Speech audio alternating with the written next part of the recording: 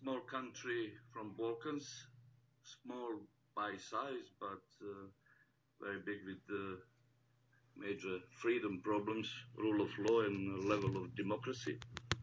Is a country governed more than a quarter of a century by the same regime, same parties, and the same man. We call him Milo lopove. It's melodic. We can exercise later on. And it means Milo the thief. Many people wonder how come for a quarter of a century there has not been a single democracy change of state power in Montenegro, and the answer lies in the fact that the current regime functions as an octopus with those tentacles presented by the crime, corruption, partisan police, nepotism, violence against the opponents, and so on.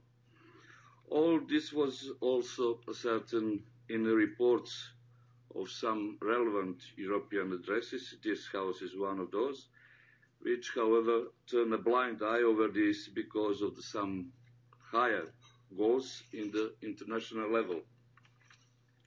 Allow me to introduce you to more closely to profile of this Montenegrin Prime Minister. He is EU and NATO partner. He is an ex-communist, loyal to late President Josip Broz Tito. And then later on, he was, as Slobodan Milošević appeared on the political scene, he becomes his political ally, changing his image from a communist to a war-oriented nationalist. Being on political functions in early 90s, he is active participant of the war events in Croatia and Bosnia and Herzegovina. By the ending of Balkan Wars, the Prime Minister takes another job, part-time job on him, and becomes a boss of international crime organization involved in cigarette smuggling. Numerous trials in Italy, Switzerland, and Germany force him eventually to decide whether to become a contractor of dirty jobs for Western potentates or to lose freedom and his criminal activities acquired wealth. Of course, for him, the choice was quite easy. Prime Minister chooses the partnership with corrupted West politicians to serve their interests, neither the interests of his country nor his people. So he decided to be good servant to some and bad master to others. Something we call in Montenegro democratic prosperous West or international community still keeps blind eye on his criminal activities, activities of his family, his party friends, his international and national political circles around him, corrupted diplomats from all over the world and from this city as well. And as long as Đukanović understands when Bristol or Washington masters are commanding him, come here, stand up, sit down, he will stay on power. Đukanović he has completed all of his given orders.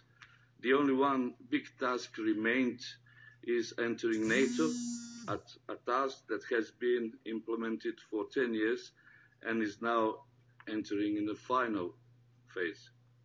Our position is that Montenegro should not be part of NATO military alliance.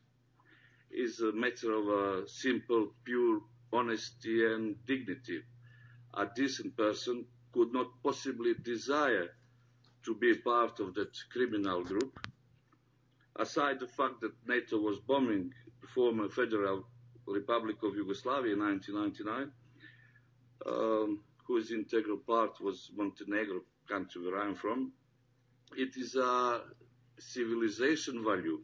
Resist and not become part of it. I think there's no one naive anymore.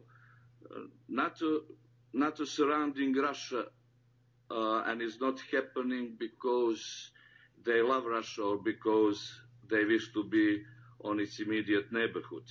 They are standing on the border of Russia with the same reason that Hitler once had, those who understand the current geopolitical processes and those who did not skip the basic history, important history lessons in primary schools, they know that those neo-Nazis will have the same end as the previous one who started the march on Russia.